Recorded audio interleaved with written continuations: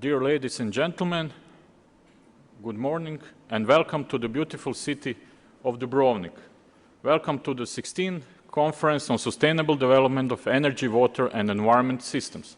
I would like also to greet all of our online participants and all of our YouTube channel followers who are watching us all over the world and now enjoying maybe in the sunshine on the balcony, and they are here with us on the opening. So this is advancement of technology. Behind the conference, there are many hard-working people, and there are a lot of things to be done. But today, we have this special opening to show how we made the progress since 2001, 20 years ago, when we started to organize the first conference on sustainable development of energy, water, and environment systems. Then Professor Afgan, Professor Maria da Graça Carvalho from Instituto Superior Técnico, and Professor Neven Dujic and Professor Željko Bogdan from University of Zagreb, Faculty of Mechanical Engineering and Naval Architecture, started a series of these conferences just to show how we can progress in sustainability and how we can make the world more sustainable. So thank you all for coming here, for a great effort in this difficult time to join us in a quest for sustainability, and I hope that after this conference we will be able to say that we are one step closer to the ultimate goal of sustainable development. Now, I would like to invite a representative of Faculty of Mechanical Engineering and Naval Architecture, Professor Daniel Rolf-Schneider, who is one of the hard-working people behind the conference. He's a member of our International Scientific Committee, but he's also a Vice Dean for the organization and business of Faculty of Mechanical Engineering and Naval Architecture, and he managed to make faculty running in this difficult time, because we had 2 earthquakes and then COVID pandemic in between, and it's not easy, but he also managed to help us in organization of this conference. So Daniel, please come and make a few words. Okay.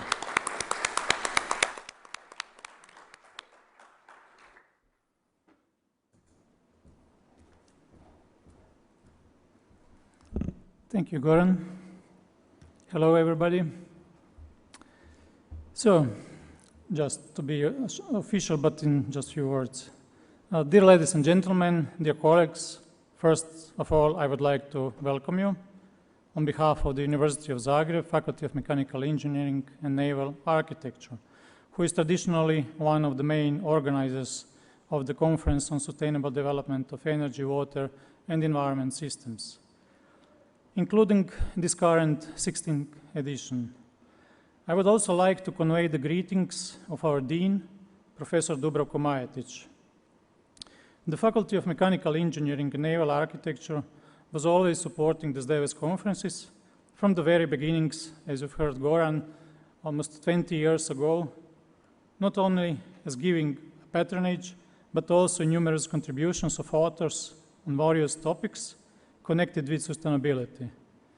Also, it participates, as you know, with many people from the faculty that are involved in the organization itself. I said I don't want to steal the speech of my colleagues, Professor Krajacic and Guzovic, but I can't help to notice that by looking at the sheer numbers, this is actually the biggest SDEWES conferences. If we look the number of papers with more than 680 papers, and the number of participants which is higher than 620 people.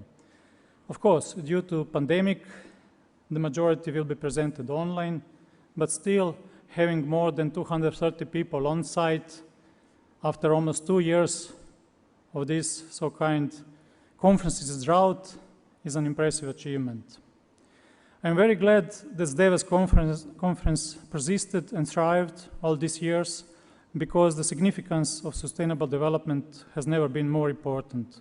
even more so in these two last troubled years. The topics of climate change, water, integration of renewables, waste problem, loss of biodiversity, among other topics, all well covered at this conference, are of immense importance for society and science as well. So I hope that these 4 years of very intensive work would help us to at least contribute to solutions of some of these common problems. Therefore, I wish you and all of us a successful work on the conference. Thank you. Thank you, Professor Schneider.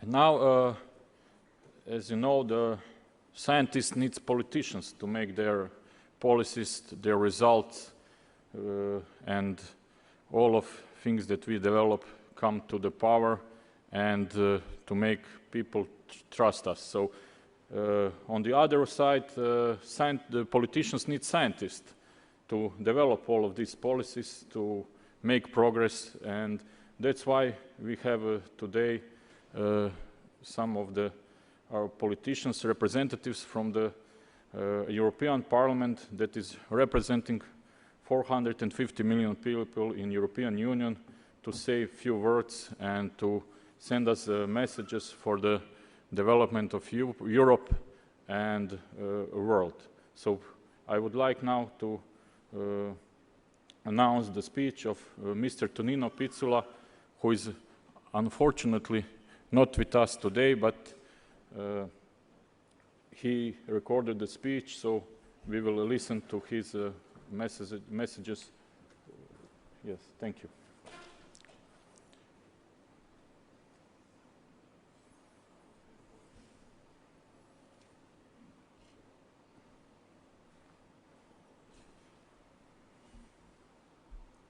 Good morning, ladies and gentlemen, and greetings from Brussels. It's with great pleasure that I address you today at the beginning of the 16th Conference on Sustainable Development of Energy, Water and Environment Systems. I wish I could have joined you in person. After all, even rainy Dubrovnik is a more inspiring working environment than Brussels. Unfortunately, my parliamentary obligations this week have kept me in the north.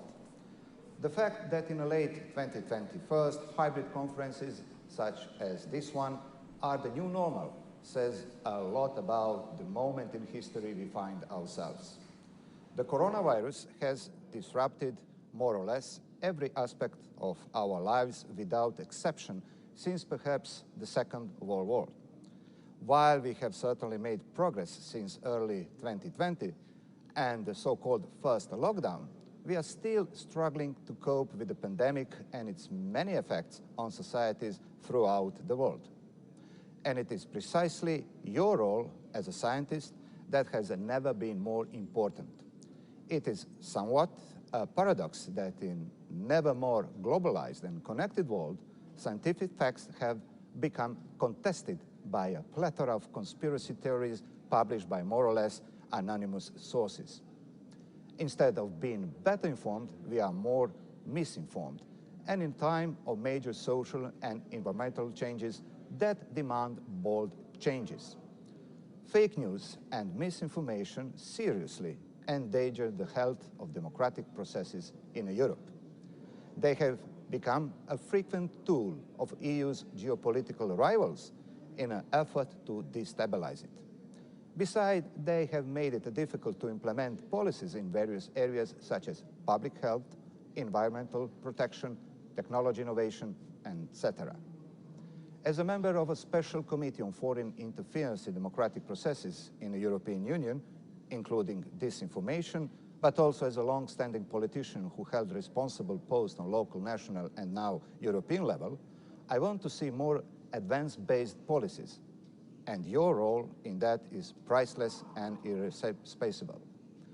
I am thus particularly glad that in July, European Commission finally adopted the new state aid exemption rules for research. According to new rules, under the General Block Exemption Regulation, member states can now combine funding sources that are centrally managed in Brussels, such as Horizon Europe, with national and cohesion funds. This will enable member states to invest in new technologies needed for Europe to become a climate-neutral continent by 2050, to digitize its economy and to increase public and private R&D spending up to 3% of the GDP by 2030. It's now up to national governments to follow through. This is, of course, but one piece of good news from Brussels for all of us walking towards a more sustainable future. Actually, if you were to ask me which of the new European policies will influence your field of interest and work, my answer would be, well, all of them. Challenges that the European Union and the world face due to climate change are grave, comprehensive, and far-reaching. And it has forced us to rethink our common goals as well as our overall strategy. The next decade, if not even decades, will be marked by overhauling of the European economy. The process has already started with the European Green Deal, aiming to transform our economy into modern, healthy, sustainable, and competitive one. It is a document of far-reaching and deep-cutting changes. One of the key pieces of legislation envisioned by the Green Deal, European Climate Law, was passed by the European Parliament and the Council in June. It has confirmed that the European Union's commitment to reduce net greenhouse gas emissions by at least 55% by 2030. 55% in the next decade. Such an ambitious goal cannot be reached by few new policies. We are talking about a new underlying principle and approach that will, on top of the new policies, infiltrate all existing policies. This is not a single policy area that is not going to be affected by the Green Deal, both a challenge and opportunity. As of this July, a climate-neutral EU by 2050 is the European Union's official long-term goal, a goal we cannot achieve without more funding and more cooperation with you and your colleagues. Many changes are already being outlined. The Commission presented a series of proposals called the Fit for the 55 package, a package of alignment of European Union's sectorial legislation with the newly agreed targets. And other pieces of legislation such as Farm to Fork strategy, the Circular Economy Action Plan, the Methane strategy have already been adopted. Considering that the production and the use of energy account for more than 75% of the EU greenhouse gas emissions, it is no surprise that decarbonization is present in all these documents. These changes will not, however, affect every community the same way. The future of the European Union is very green. However, we must secure it is just as well. The Just Transition Mechanism is thus of paramount importance as a key tool to ensure that the transition towards the climate-neutral economy happens in a just way. As you know, Just Transitional Mechanism will provide support to help mobilize at least 65 or 75 billion euros over the budgetary period in the most affected regions to alleviate the socio-economic impact of the transition. The Just Transition Fund, worth 17 billion euro, is the main pillar of the Just Transition Mechanism and is really the only social policy element of the European Green Deal.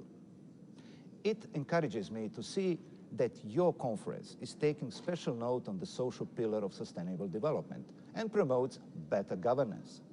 This is no doubt that in these challenging times, we all need to closely cooperate and combine innovative technology, smart policies, and habit changes if we are to bring about much-needed change in a truly sustainable way. I'm certainly looking forward to the task ahead and the many opportunities to work together. I hope you have a great stay in Dubrovnik, and I wish you many fruitful and stimulating discussions. Thank you very much for your attention, and good luck. Thank you.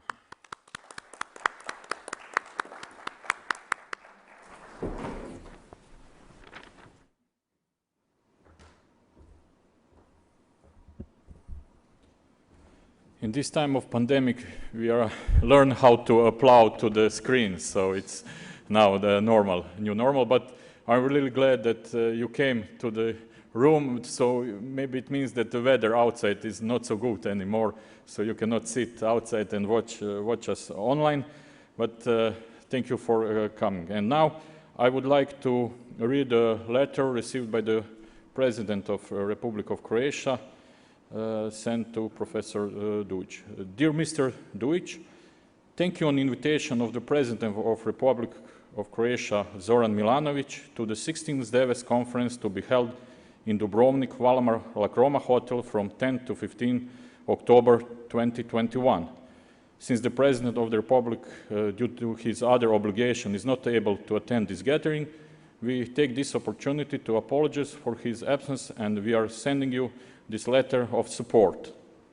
I receive warm greetings from the President of the Republic and sincere wishes for success in the preparation and organization of the 16th SDEWES conference, with the belief that the conference will contribute to the stable and sustainable development of energy, water, and environment in the Republic of Croatia. Signed by Special Advisor of the Republic of Croatia for Energy and Climate, Dr. Julije Domac. Thank you, President. Yeah, thank you. And now again, we are going to the virtual world. So we will receive a message from Chairman of our International Scientific Committee, Professor Maria da Graça Carvalho, who started, as I said, the series of this conference and contributed to this conference very much. But Professor Carvalho is also a member of European Parliament from another strong parliamentary group. And let's hear some of her messages for this conference.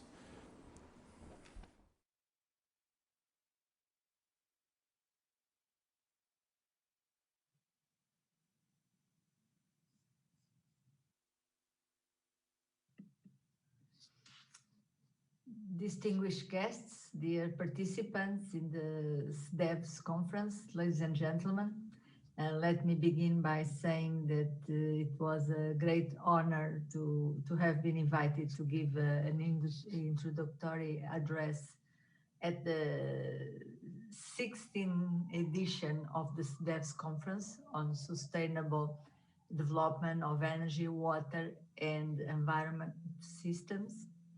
And to start with, I would like to express my admiration for the achievements of Professor Neven Dujic, the main organizer of this conference, and to everyone that has been involved in the organization and in having managed to organize this conference in still difficult conditions, better than 1 year ago, but still complex conditions due to the COVID-19. I am aware of all the hard work that they have devoted to ensure that this conference will run successfully and is a success. This series of conferences started in 2002 in Dubrovnik, almost 20 years ago. I had the privilege to be one of the persons that enthusiastic follow the development of this conference, and the participation has steadily grown in numbers and numbers of participants and number of papers, and this is an extraordinary achievement taking into consideration that this conference is organized, as I have said, in still difficult conditions. And the present edition will be run in an hybrid mode, both online and on site, and has attracted an impressive, I think that is the highest number of abstracts.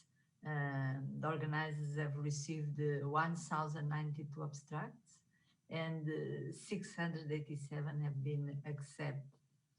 And the conference will have participants coming from 56 countries, with the top 3 countries, Italy, Croatia, and Czech Republic. And these numbers were achieved, these high numbers were achieved in spite of the drop of participants from countries outside Europe, what is understandable because it's still difficult and in some cases impossible to travel from other continents to Europe. So congratulations again to everyone involved in this conference, and it's for me an honor to be president of the International Scientific Committee of the SDEWES. And exactly this conference, one of the key for the success of the conference is the subject of the conference.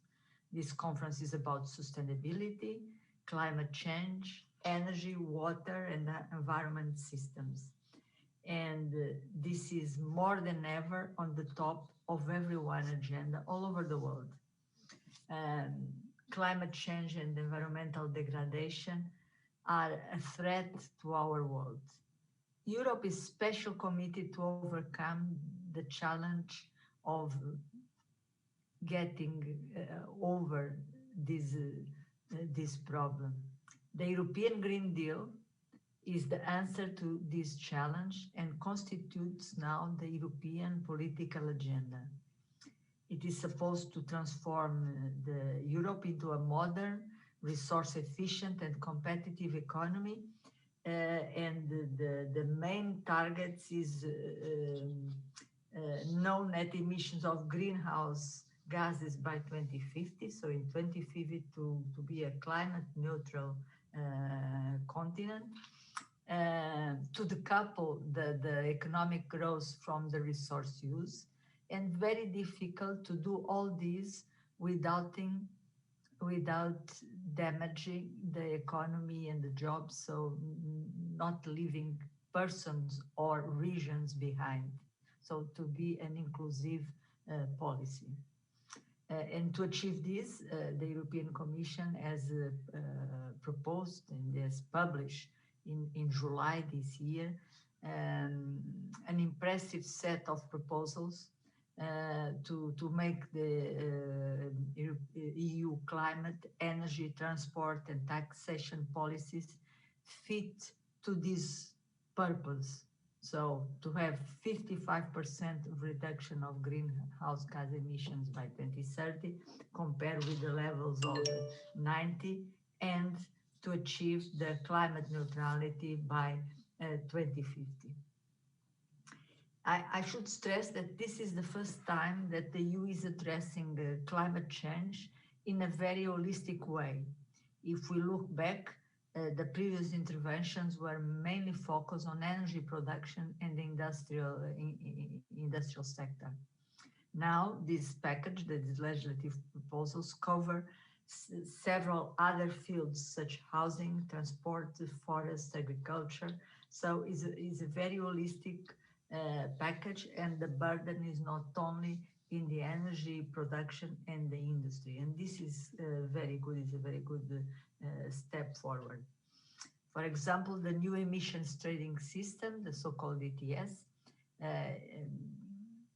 for buildings and also for transport. This is a novelty. The restructure of energy taxation is another proposal. They increase the targets for renewable energy and energy efficiency. Another novelty is the introduction of a carbon border adjustment mechanism and the revision of the CO2 emission standards for the automotive industry. That is something that needs to be done with a lot of care, as automotive industry is one of the engines of the European economy and provides a very high percentage of jobs in Europe. This is indeed, as you see, a very complex package. And we are convinced that 55, as it is, this package is called, will have a very positive impact on climate change, sustainability, environment, but will also have an impact in every sector, in SMEs, in lives of families and people. And our main challenge is to implement these measures in a manner that enables us to achieve the goals without negative consequence, or at least limit the negative consequence.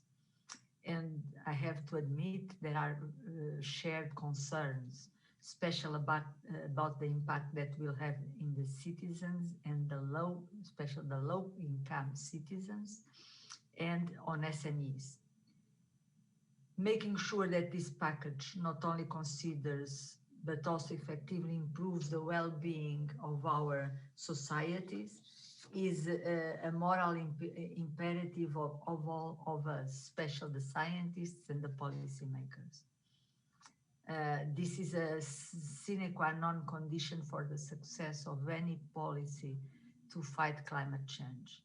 The change we are about to implement will be only be successful if they are understood and accepted by the people. And we need to ensure that we have measures in place aiming at improving the cost effectiveness of this transition. And I'm, of course, referring, we really need to further develop affordable clean technologies to be used in this transition. Not only technology, but also innovative system integration. This is key, and probably this is the key for the success of this transition. We cannot afford to have this transition with very high prices of energy.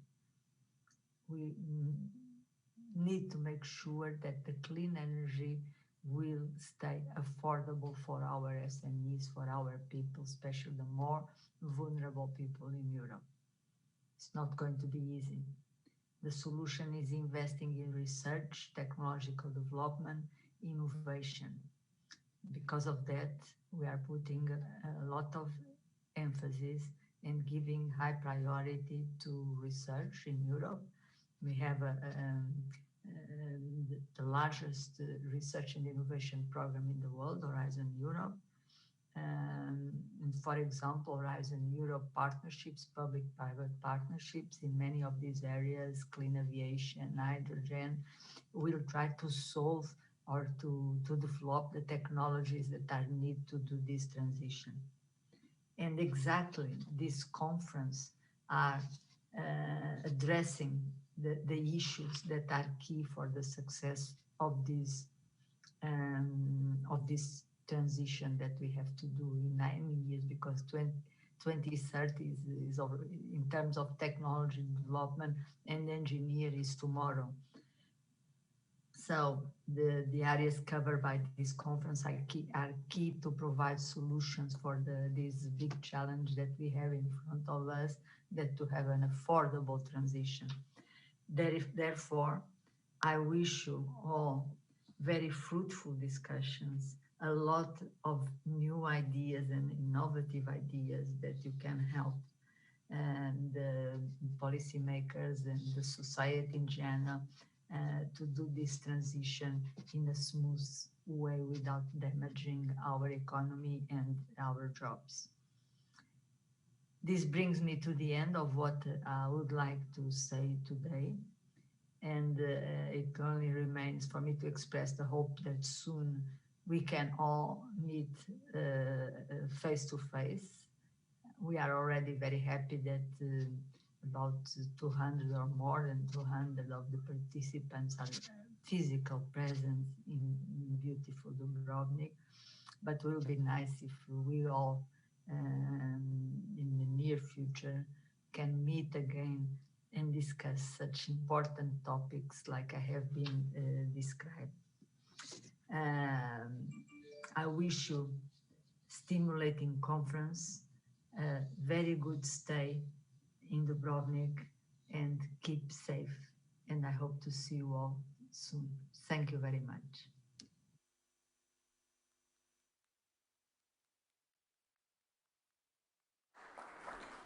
I would like to thank Professor Grassa on this welcome speech, and I would like now to invite another member of our International Scientific Committee, Professor Zvonimir Guzovic, a conference secretary, to make official opening of the conference. Thank you, Goran. Dear colleagues, friends, ladies and gentlemen, it is my great pleasure and honor to welcome all of you to the 16th SDEWES conference, Dubrovnik 2021. After last year, when 3 past SDEWES conferences were online due to the COVID-19 pandemic, this year we are again in live. Unfortunately, again this year, a large part of our colleagues can participate only online. 616 participants from 56 countries are registered for the conference, of which about 220 participants are in live in Dubrovnik. We will have 675 presentations, both in live and online. This is excellent and points to the importance of SDEWES conference, especially when we remember the recent catastrophic phenomena that are direct consequence of global warming and climate changes.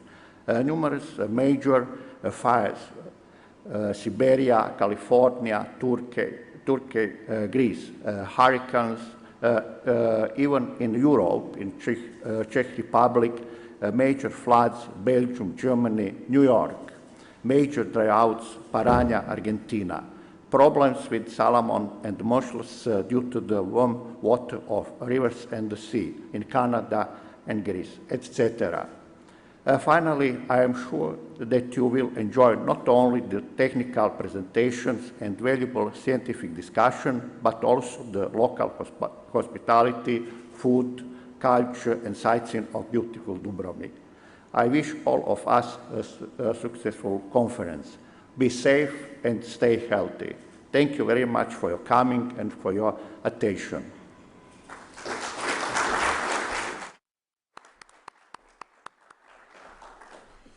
Now, when we are officially opened, I would like to give a short overview of this current conference.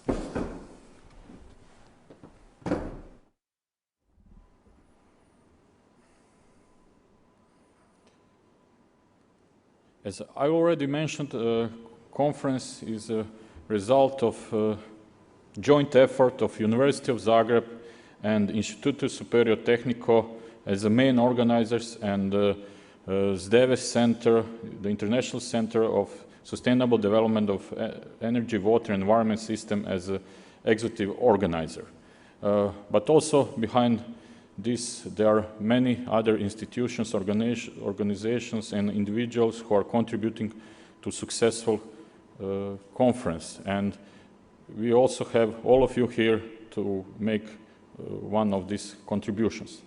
Then we had many sponsors in the history of SDEWES, so we like to mention them in our openings.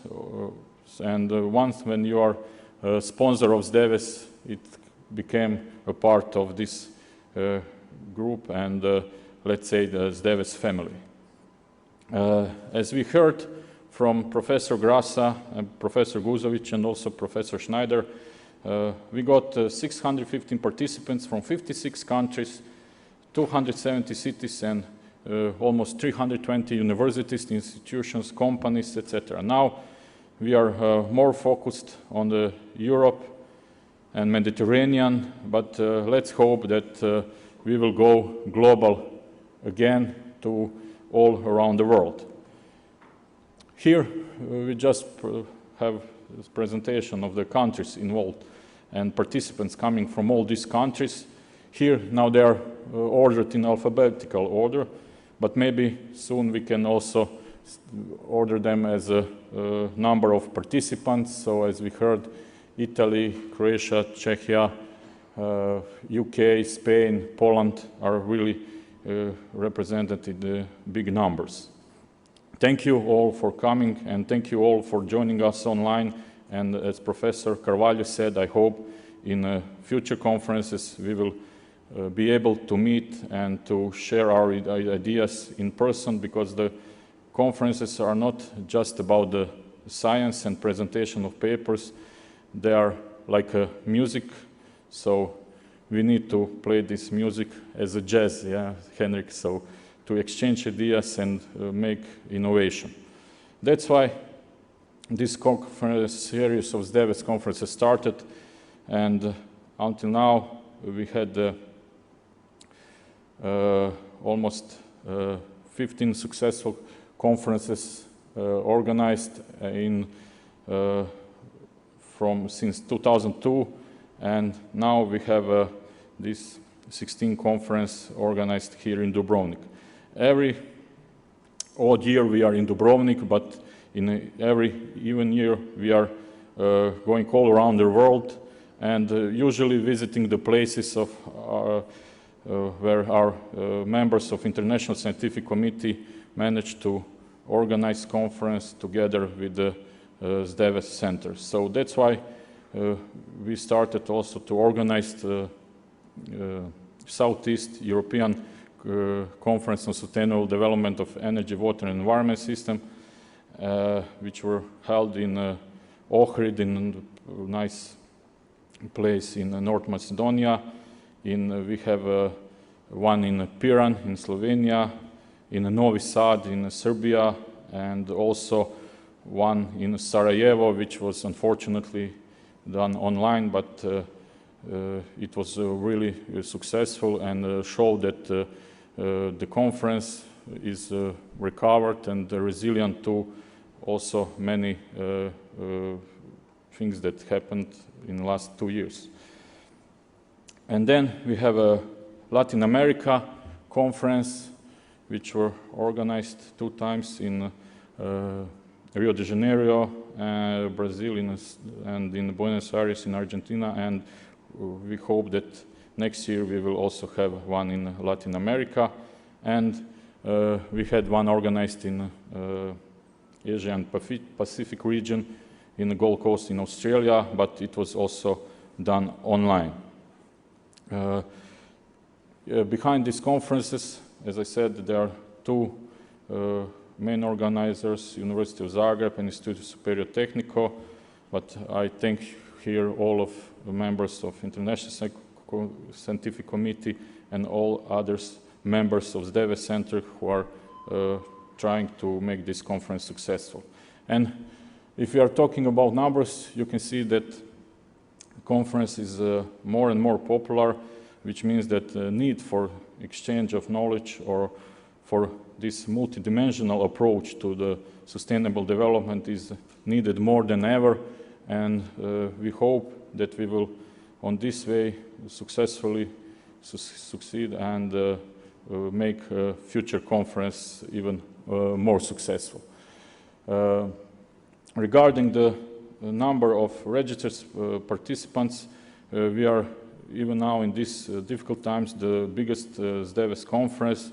So here you have the numbers, but those with the marks are a combined conference from all around the world. So Dubrovnik is still a popular place to come and to exchange the knowledge, to get more from all of us, and it's a really historical place where people met in the history, and I hope we will meet in the future. So don't be disappointed if you are not able to come to Dubrovnik this year. I think in 2 years you will have also opportunity. And then we also come to the important part of our conference.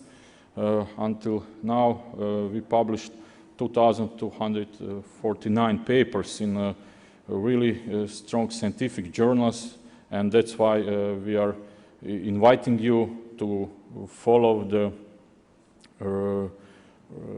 our publications, our special issues, but also I'm inviting all of these 400 authors of 400 archival papers to track the special issues and to select those in which you will have the biggest chance for publication. Now, we will heard, I think, from the editors-in-chief that are present here, that are members of our International Scientific Committee, that rejection rate from the journals is really high, so this means that only the best papers will succeed in publishing. We hope these papers will be also yours, so please improve them, and after the conference you will get invitation, so you will be able to submit the paper. Then after several successful conferences, we also decided to start the journal on the sustainable development of energy, water, and environment systems, and Professor Neven Dujic, as the editor-in-chief, is present here. It started in 2013, and until now we managed to get site score 3.7, but still waiting to get impact factor, but hope it will happen soon. We also noticed in our journal that rejection rate is increased, which means that many of papers are being submitted, but unfortunately we are not able to publish all of them, as we are also trying to increase the quality of the papers. So, but please, if you have some of publications, please, you can visit our journal and see all of these quality papers published. Then we also, after several successful conferences, we tried to establish the Center of the International Center for Sustainable Development of Energy, Water, and Environment System that will be non-profit, non-government organization, but it will be a wide platform for exchange of ideas in this multidisciplinary world research topics of water, energy, environment system. And we established it from 2008, and now the SDEWES Center is not just the organizer of a conference, but it also is a place where we employ researchers, but also try to provide expert advices to many of the governments, politicians, companies, etc. It's a place where experts can meet, discuss, and share their ideas, but also work on the projects, and that's why we also established two sections of this of our SDEWES Center, one in Skopje, North Macedonia, and one in Belgrade, Serbia, as the foundation SDEWES.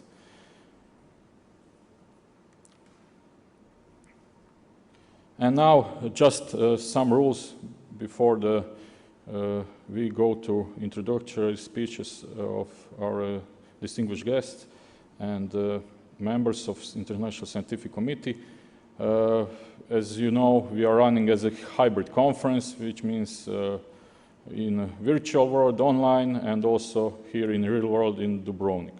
And so there are some specific and special rules, and I am inviting all of you to go in after we finish presentations in here, maybe to watch the presentations online, but also I'm inviting you to answer the comments and maybe transfer of some of these questions that will be asked here in the rooms to the audience that are following us online.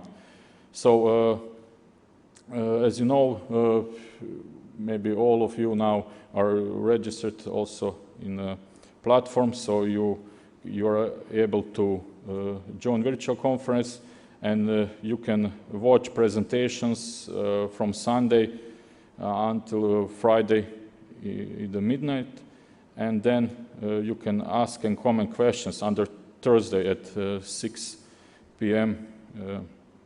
And authors are requested to respond to these questions, comments, because we have strict policy that all of questions should be somehow answered, and so authors have 1 day more to respond to this, and if you don't respond, maybe your paper will be cancelled. But this is, yeah, we have a strict rules provided by our scientific committee, and this is something that we request. And of course, if you manage to ask the highest number of questions, you will be notified and receive the certificate, which will bring you it will be one of the medal of sustainability that you can show and be proud of. We have also real-time conference here, but also you can participate by Zoom. So we have now currently around 110 people here in the opening hall in this conference room, but we also have around 70 people on the Zoom and maybe 10 to 15 people on the YouTube channel. And after the end of this opening, if the weather will allow us, we will invite you to make a group photo, unfortunately without virtual participants, but this will be just for our history, for our albums, and maybe for publication in our online things. So now, thank you for your attention, and I would like to invite Professor Henrik Cloon from Aalborg University as a member of International Scientific Committee, but also editor-in-chief in Energy Journal, and also the author of 2 books, but many other book chapters, papers, to send us some messages, what we have been researching, what we are doing now, and what we will do in future. Henrik, please, floor is yours, and thank you for all messages that you will send.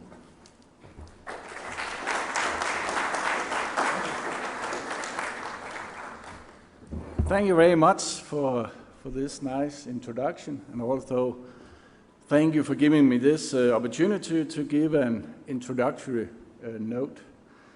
As already said, I will use this introductory note to reflect a little bit about what we have been doing in the many previous conferences, at least looked upon from, I cannot comprehend all the things we have been doing, but some of the things we have been doing and how this has developed into what we are doing now, and maybe also reflect a little bit about what we then should be doing in the future.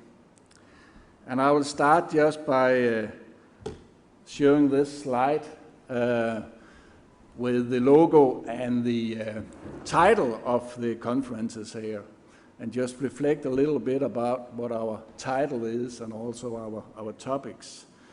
It's about sustainable development. That is the first main word we have here. But it's also then not just within one sector. It's more than one sector. It's energy, it's water, and it's environment. And then there's also a very important word by the end of the long title, and that is the word systems. So it's also that we have this idea that it's not single technologies, but it's sort of systems of technologies that we are addressing in what we exchange of research here during these conferences here.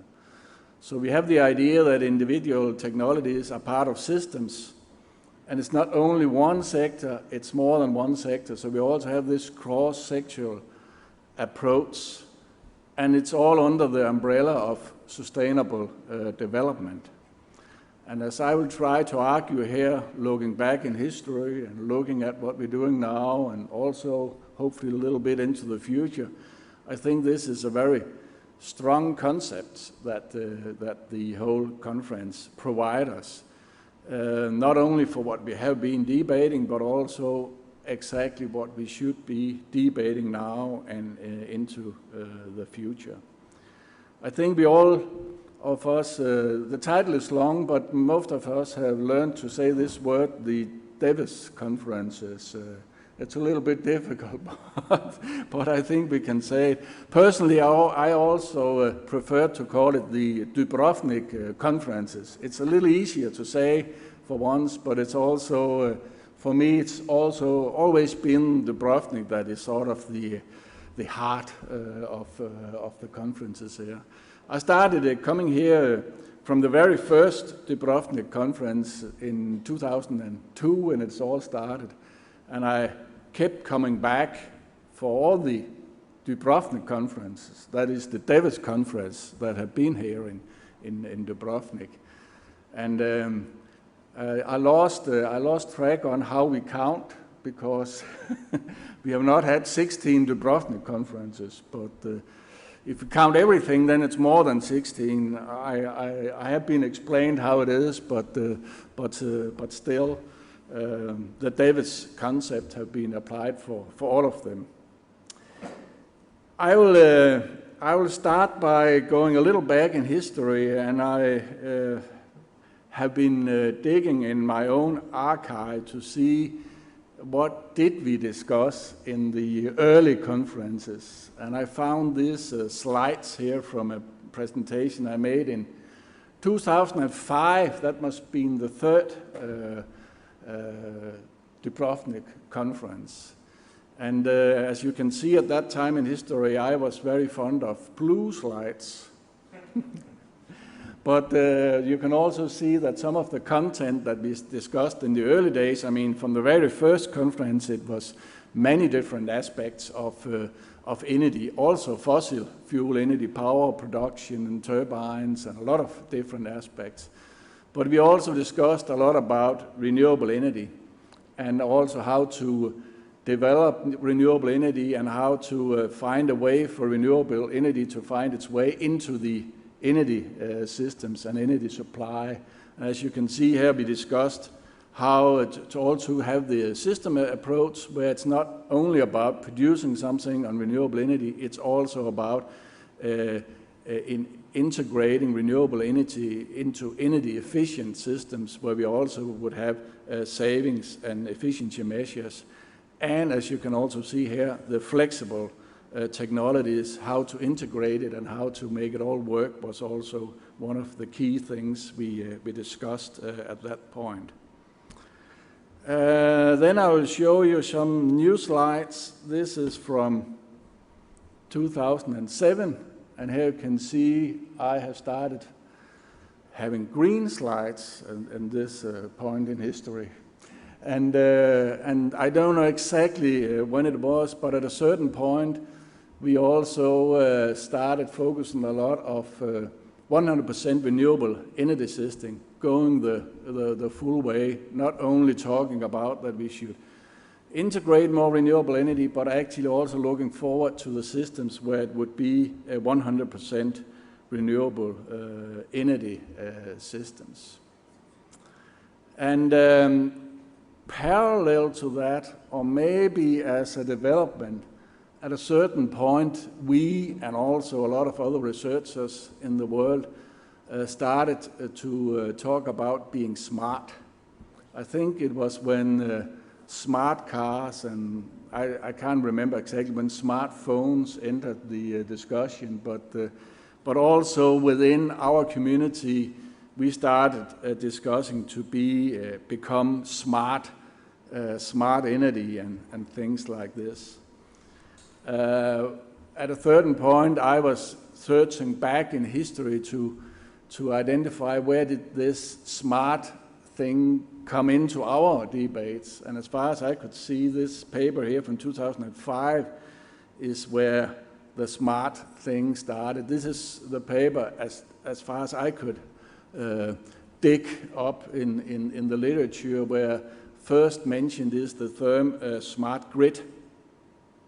And this paper here is not making a definition of smart grid, it's just mentioning smart grid. And the whole paper is about that, it's about the power supply and demand, the whole value chain and distribution and so on. And the idea of the paper is to say that now we have invented the computer, why not use it? Why not use it in the electricity demand, in electricity distribution, transmission, and production, and so on and so forth, and then being smart, and then it's talked under the umbrella of the concept of smart grid. So this is where we sort of started to be smart. But here at this conference and other places, we have also been debating, is it really smart to be smart within one sector? and sort of, at least I have been engaged in promoting, yeah, that's smart, but it's not smart enough. There's something that is smarter than being smart within one sector. And that is because we also need to be smart within the other sectors. And there have also been papers and mentioning about being smart within the heating sector and so forth. It's not only the electricity sector, and why not the gas sector and so on and so forth. And then you can be smart in many corners of sustainable development of the energy system. But what we also try to mention is that if you really want to be smart, really smarter than all the smart things, then where you really should be smart is when you combine all these things and when you integrate it and take the different subsectors and make a more holistic approach. And that's the concept of smart energy systems that we have also been talking a lot about during the conferences here previous years. And sort of the idea here of the smart energy system is that you can go to 100% renewable energy or sustainable systems within the energy sector in many ways. But if you would like to do it in an affordable and doable way, then you should take an integrated approach. Then the different subsectors can assist one another, and then you can, by the end of the day, identify a more affordable and doable way of doing it. So that's being smart across the sectors. There are a lot of reasons for that. I'll not go into detail with that right now. But I will just say that we also made a survey of it or a review paper about it at some years ago, and we could see that this concept of being smart, cross-sectoral, more holistic, have actually entered the scene a lot. Now, still being in this phase of renewable energy, 100% renewable energy and being smart, what we have also discussed very much during the conferences here is to develop tools to assist us in designing such systems. From the very beginning, we have also exchanged tools. I remember one of the first papers I wrote together with Goran and colleagues that was actually exchanging between the two models of our research groups and exchange information and being better to develop the different models there. And this is also something that we have been applying here, developing the models from in the beginning, looking at how to integrate more wind and PV and renewable energy very often into the electricity system with a focus on that, and then gradually realizing that there's also a heating we should do something about, and there's also a lot of other things we should do something about, and then coming into having this focus on the smart energy system, so it's not only a matter of one grid, but more grids, and not only a matter of the individual grids, but very much a matter of how to convert energy between the different subsectors of the energy system. And some of the things that we have been doing is also, of course, apply those tools and methodologies and concepts of thinking to, for example, the European level and designing smart energy systems for Europe and one end, and a lot of different countries, and also on the city level. For example, this one here is designed for the city of Aalborg. Also, something we have been able to discuss is that starting looking at integrating renewable energy into the system, and then going to discuss how should we design the fully 100% solution. Then also the focus on the methodology of discussing what is good and what is bad is sort of shifting. I mean, if you are looking into a 100% renewable energy, then should you still save energy? Should you still do it in an energy efficient manner? I mean, you cannot compare that to if you save some fossil fuels or not, because there are no fossil fuels left in a 100% renewable energy system. So how should you then analyze that? But also with the tools and discussion we have had here during the conferences, we then could see, it's still very urgent to be energy efficient. For example, this study here shows that the heating of the buildings in a country can have a difference of almost a factor 10 between a factor 10 on how many wind turbines you need to do it, depending on if you are doing the heating in an energy efficient manner or if you are not.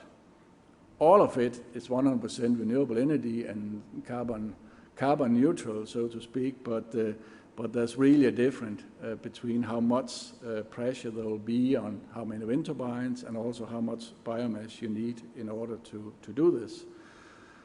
But not only it's a matter of how many wind turbines, it's certainly also a matter of the infrastructure.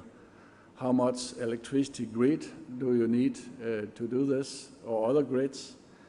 And also the storage infrastructure. How costly will this be in terms of how much storage you will need? All this is sort of history, you can say, during these conferences. Of course, this is a thing we should still further develop, but times are changing, and we also heard the two notes here from the European Parliament, and both of them mentioned to become climate neutral as the words we are discussing these days. And this is from the European proposal called A Clean Planet for All, where there are different scenarios on how Europe can become climate neutral. And becoming climate neutral is then, compared to what we have been discussing in the previous and earlier days, then that is a new challenge, because then as an energy system, renewable energy promoter as myself, then I have to think beyond the energy sector, because there's a lot of climate gases also from other sectors. And we cannot really become climate neutral unless, again, we involve ourselves on being cross-sectional, not only within the energy sector, but also across the energy sector and other sectors. For example, this one here is from Denmark, and you can see the dark blue to the low, that is the carbon or the climate gases coming from the energy and transport sector. But on top of that, as in many other countries, there are something from agriculture, there's industrial processes, and what is known as LULUCF, or the area and how biomass and so on is managed in the different countries. And if we should decarbonize our societies, we have to look at all the sectors. And again, I will postulate, and I think most people will agree, we have to do this on a cross-sectoral basis, otherwise we will not be able to identify the best solution of doing it. It also has another other challenge when we discuss this for single countries or regions or cities, wherever we discuss it. I mean, we always have this dilemma that we should do it, all of us, on a global basis, but we can only do that if we do something locally in our own city or our own country and so on. So we have to make strategies of implementing this at the local basis, but still the perspective is that we should all do it on the global basis. So we have this challenge of, when we do it on the local basis, in each country, in each city, in each municipality, neighborhood and so on, we have to design our strategies so that they fit well into that our neighbors will do the same and can do the same in a good manner. And one of the challenges here, for example, For Denmark, we define in our parliament the goals in accordance with how UN is accounting carbon dioxide emissions. And when we account carbon dioxide emissions in Denmark, and it's the same for all countries, according to the way UN has defined this, then we will not include international aviation and shipping. And if nobody is including that, then we have a big problem on the global basis. So that's also something that we'll have to deal with when we take up this challenge. Again, we have to think globally while we act local, and also have to take into consideration that we should all do this, and we should do this in an organized manner.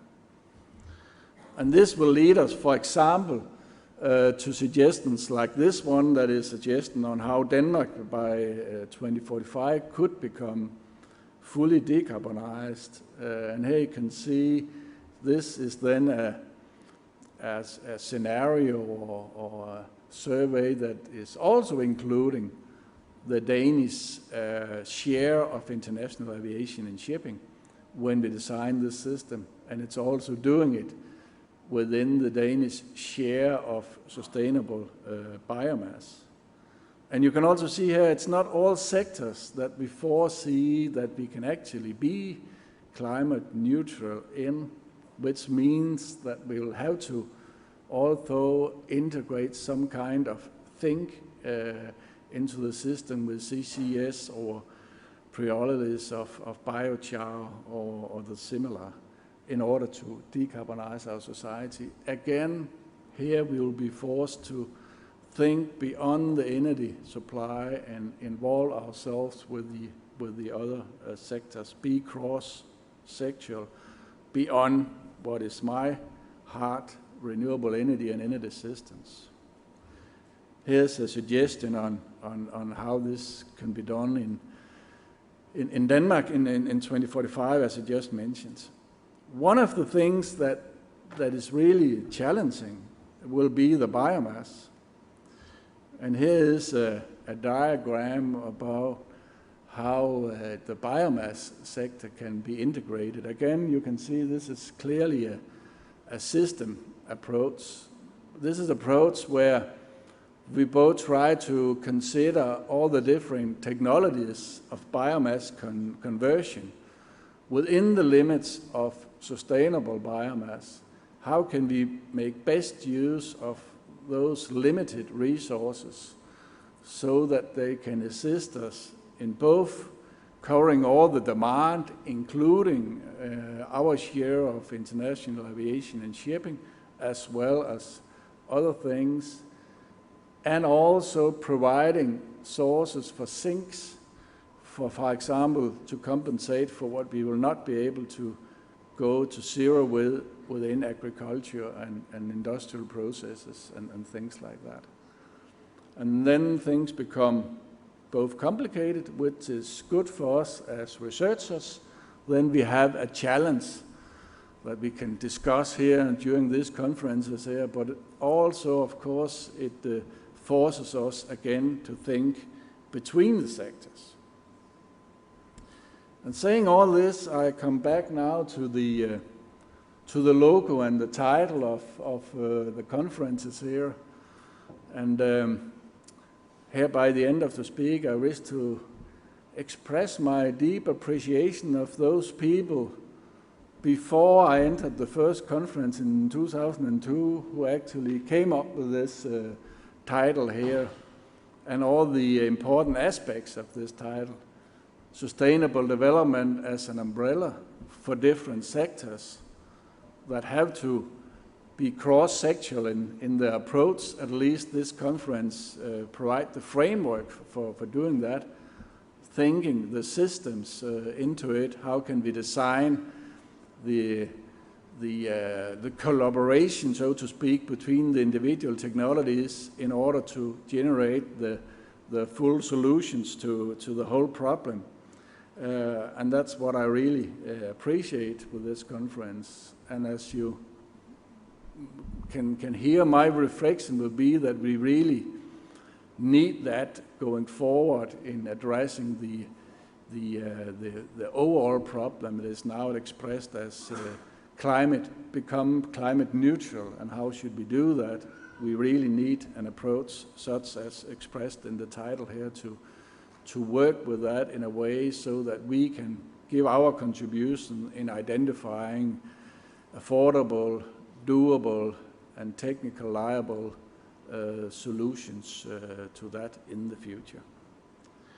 And with that said, I thank you all for listening, both you here in the room and also all of you online. Thank you very much.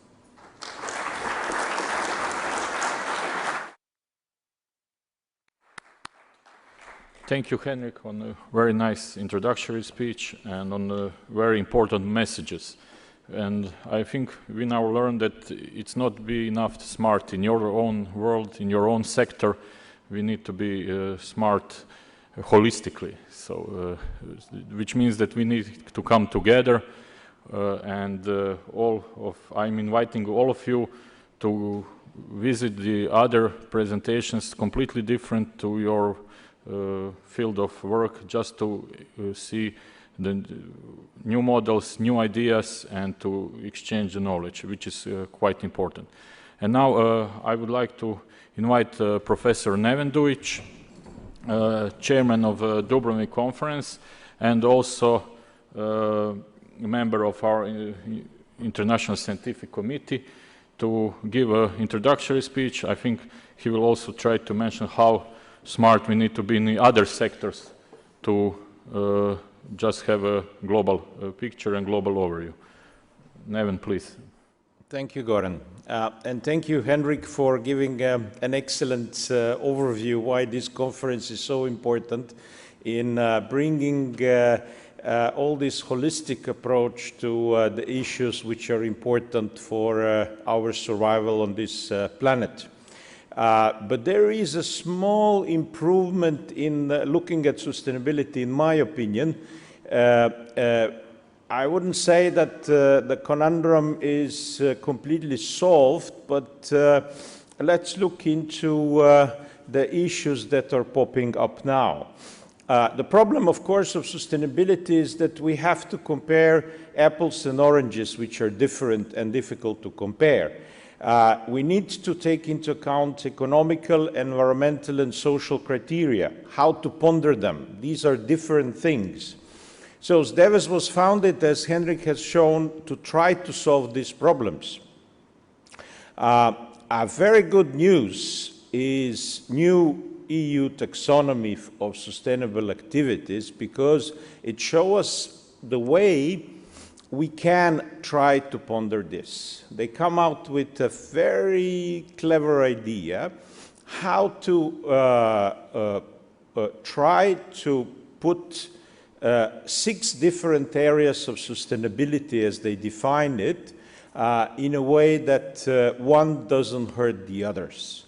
So climate change mitigation, climate change adaptation, sustainable use and protection of water and marine resources, transition to a circular economy, pollution prevention and control, protection and restoration of biodiversity and ecosystems. Those are all very important questions. But how to ponder them? Which one is more important than the other?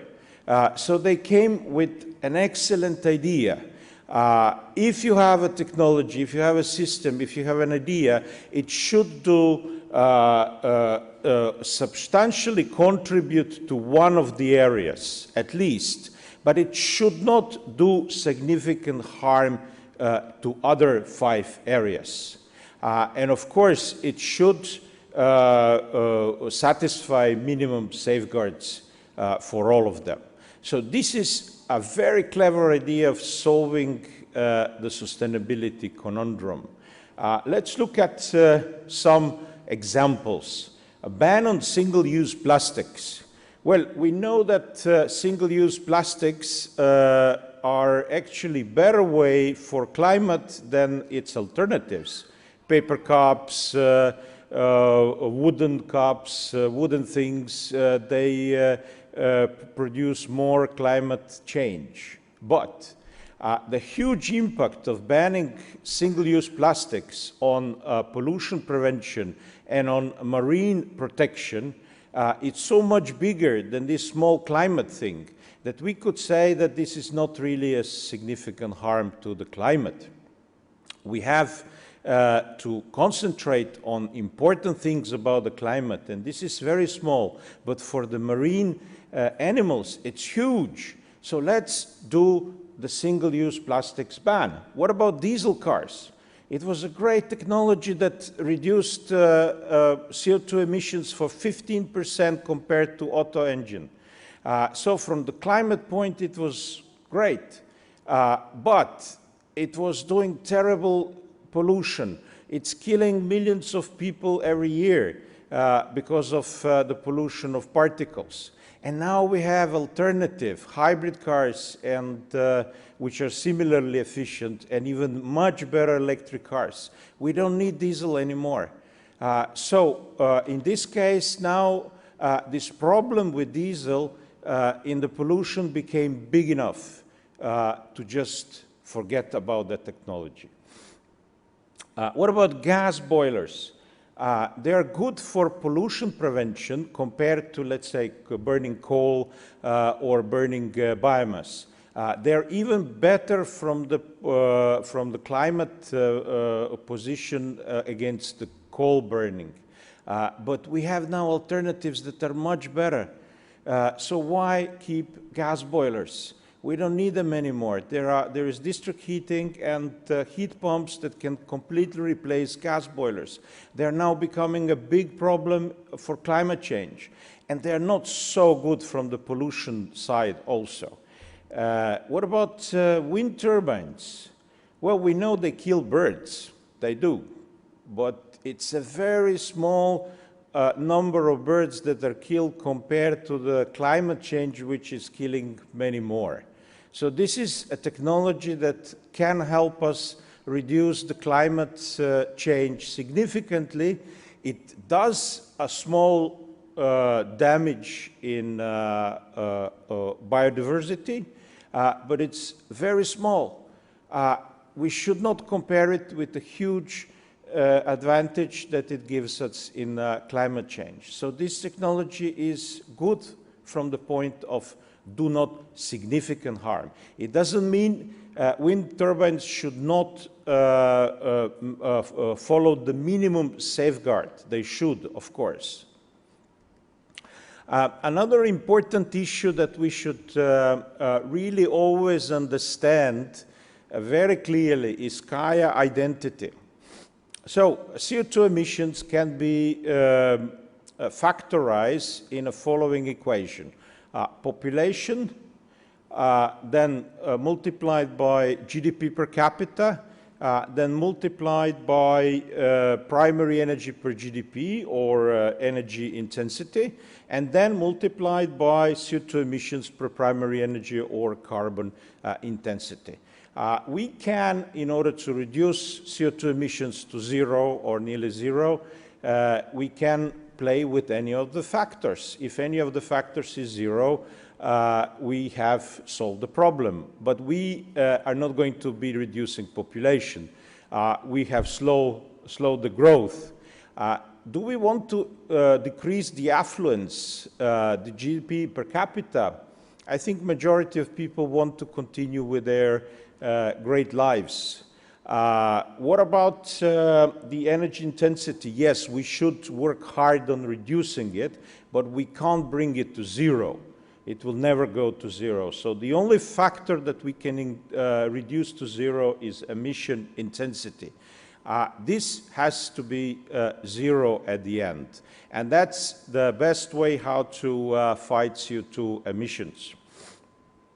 What are the current mitigation narratives that we should compare and understand well what they bring to us?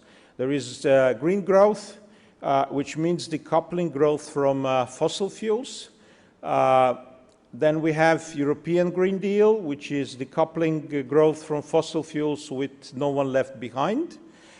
Then there is American Green New Deal approach, which means decoupling growth from fossil fuels and coupling it with social justice. And then there is degrowth, mitigation by reduction of economy to covering only locally basic needs. Those that understand political colors will understand why did I paint it the way I painted it. What do we want to do?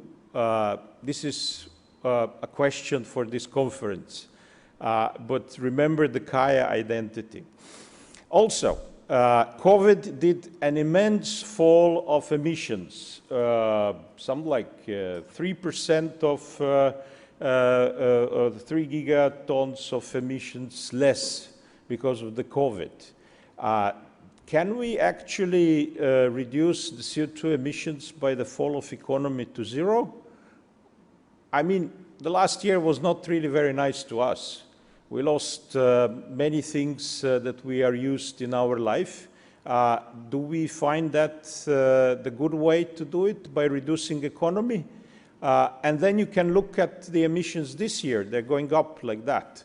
So it's a very short-term solution. COVIDs are not going to help us with the environment. We have to do it. We, the engineers who know how to do it, who know how to decarbonize our economies.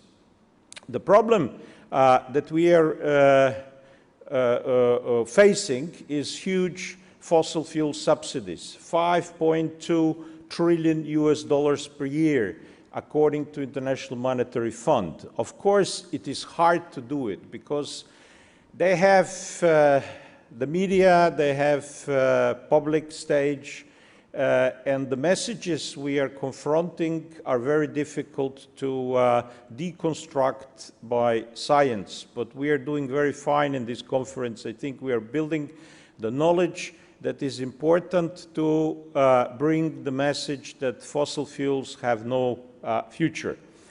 European Union has started to go the right way. We decided to become climate neutral by 2050. Fit for 55, it's a good program until 2030.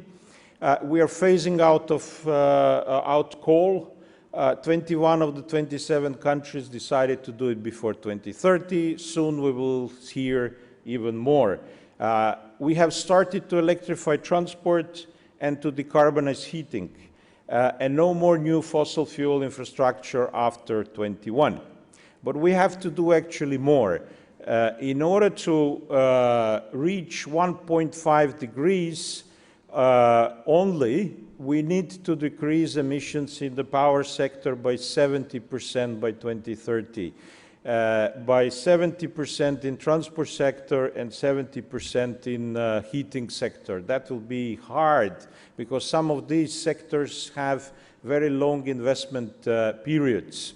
But this could be done if we increase the speed of transition. And the question is, what do we see at the end? A world built on variable renewables, is that really possible? Wind and solar, can they power the world? If we look at the continental scale, there is always around 10% of wind somewhere. The wind is blowing somewhere. So sun energy, of course, it's not here during the night, but there is in some other part of the world. But if you look only at the continental level, then we have this curve, wind and solar combined, and imagine we build 10 times more of it than we actually need. What we need is shown here by the red line. This is legacy electricity demand. If we build much more wind and solar than we need, then we still have some problems here, so we will obviously need some other technologies than just wind and solar. But what do we do? How we valorize the excess of wind and solar above the red line? Well, by electrification of transport, that takes part of it, and then electrification of heating takes another part of it, and then the rest, well, hydrogen, of course. There is a big hype about hydrogen.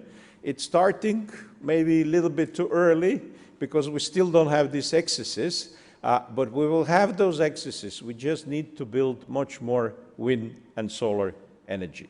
And I hope that all these questions will be discussed here at the conference, and that we will come after this conference with even better, even more answers than we had before. But we are getting there slowly. Since 2002, we did a great job, although we already in 2000 knew a bit of the solution. Thank you.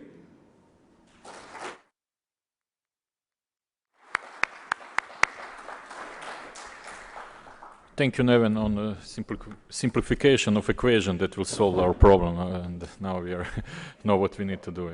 Yeah. Now, as I said, that behind the conference there are many hard-working people. So beside the International Scientific Committee and the Scientific Advisory Board that is making scientific part and make the conference successful, in this way we have also a local organizing committee. And here I would like to thank Marko and Duško, our IT people, that are running all this virtual stuff behind the scene, and also making this conference easy to organize.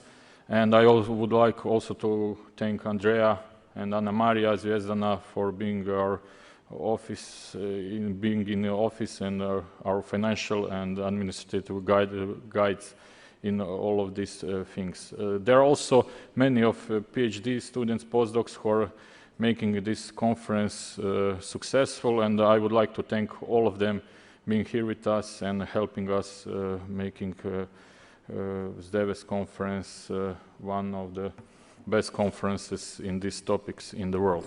Without order and rules, I think we know what will be. We will be in anarchy and chaos. So that's why we have some kind of constraints and the rules and that needs to be followed. And I'm inviting our colleague, assistant professor Tomislav Pukšec, just to mention some of these rules in order to make conference more successful and to have everything running smoothly. So, Tomislav, please.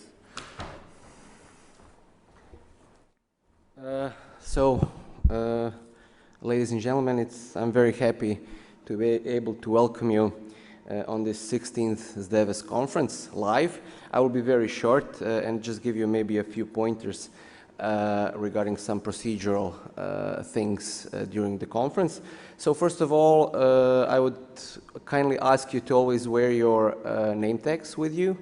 And if you didn't notice, but you also have the second coupon ticket, it's for your lunch and it's for your social events. So you can always take them out. So every day you will have lunch coupons and social event coupons.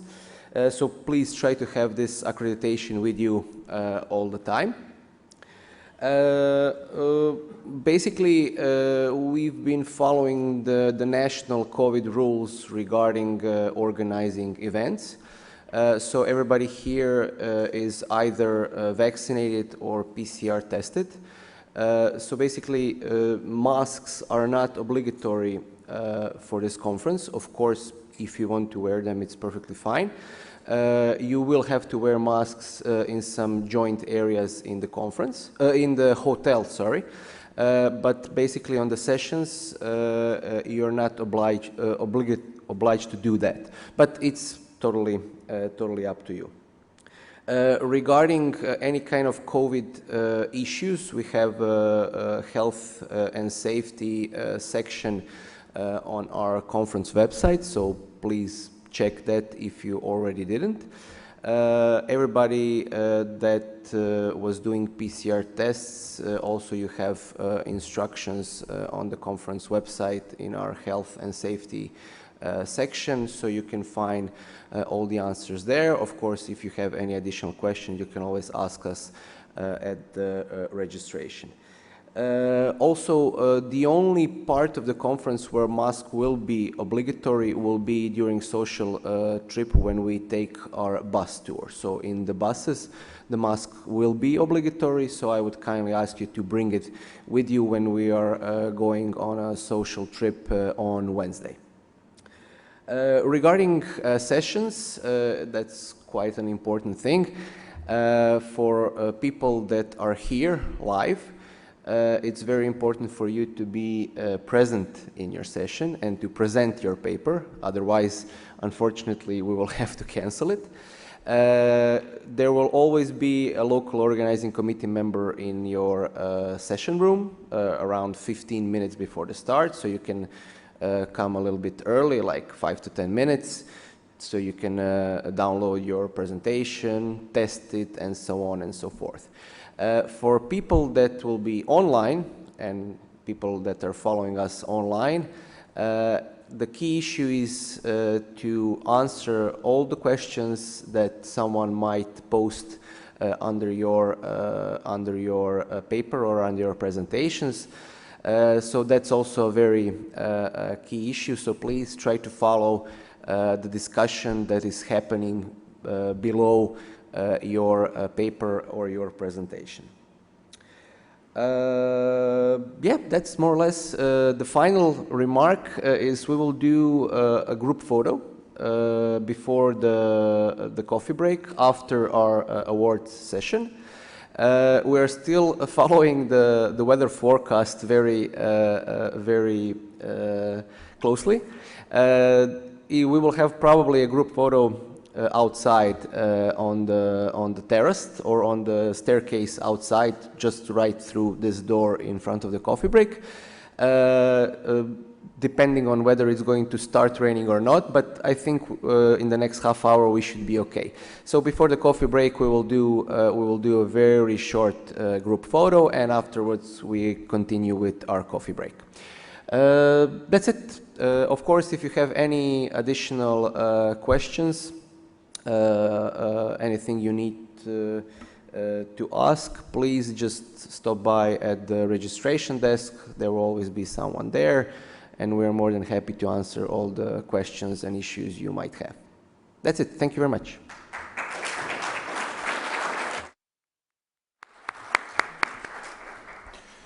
Thank you, Tomislav. I hope you will follow the rules because we also have some kind of responsibility towards the national COVID rules and policy. So, but I like the Danish approach. You need to vaccinate the people and then open everything, and it's perfect. So this is a very smart way.